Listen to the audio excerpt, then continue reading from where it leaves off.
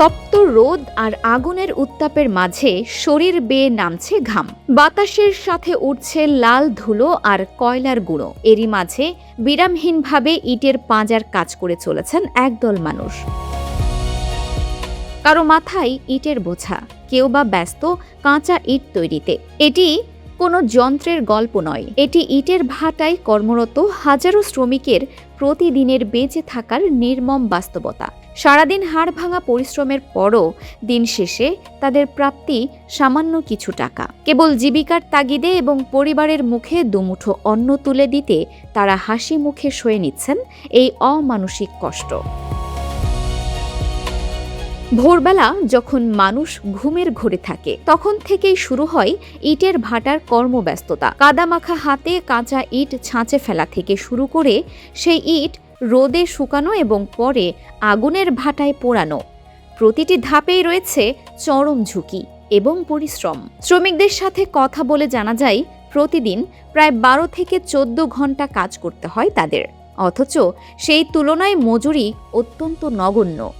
অভাব যাদের নিত্যসঙ্গী, কাজের স্পৃহা তাদের টিকে থাকার একমাত্র অস্ত্র। শরীর চলে না, তাও কাজ করতে হয়। পেটের দায় বড় দায়।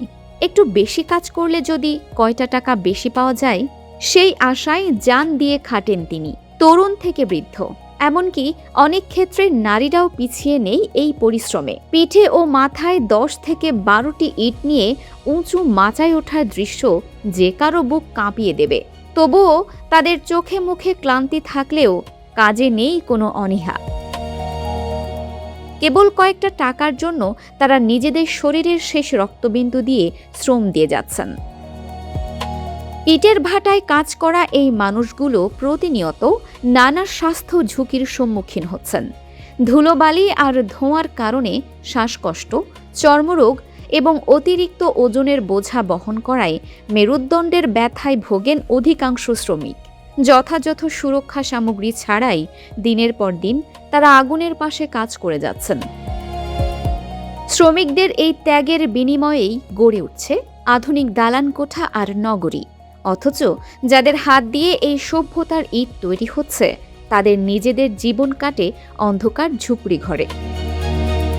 অল্প কিছু টাকা উপার্জনের নেশা আর দারিদ্র্যের কষাঘাত তাদের বাধ্য করছে এই অগ্নি পরীক্ষায় অবতীর্ণ হতে।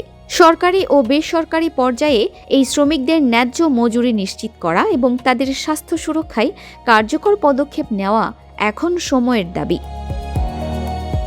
সমাজের ভিত্তি গড়ে দেওয়া এই কারিগররা যেন অন্তত মানবিক পরিবেশে মাথা গোজার ঠাঁইটুকু পায়, এমনটাই প্রত্যাশা সচেতন মহলের।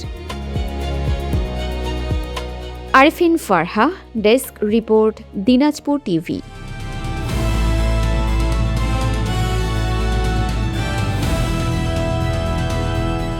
দিনাজপুর টিভি মানুষের জীবনের কথা বলে।